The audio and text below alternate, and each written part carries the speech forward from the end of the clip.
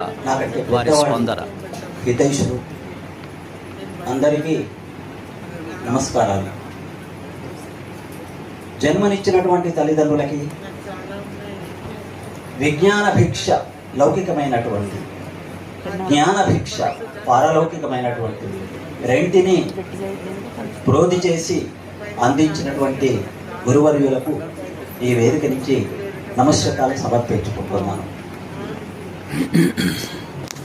కీర్తి ఒక్కటి చాలదే, శ్రీనాథుల వారు అంటారు. కీర్తి అనేటువంటిది ఒకటి చాలు మనిషికి. కేవలం అదే కేవలమైనటువంటిది. సమానానాం ఉత్తమ శ్లోకో అస్తు అనబడేటువంటిది వైదికమైన ఆశీర్వచనం. మానవుడు దేన్ని బాగా వాంఛించవలే అంటే తన సమానుల లోపల ఉత్తమ శ్లోకుడుగా నలుగురు గుర్తించేటువంటి దాన్ని కోరుకుంటారు. Last resort of human being is fame అంటారు.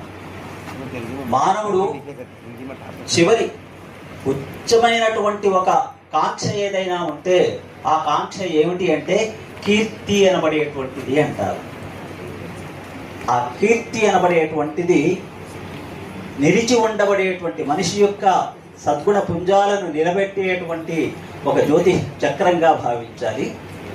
అది కళాకారులకే కావచ్చు, సాధారణమైనటువంటి జీవన రంగాల్లో ఎంతో కృషి చేసినటువంటి విజేతలైనటువంటి అందరు వ్యక్తులకు కావచ్చు.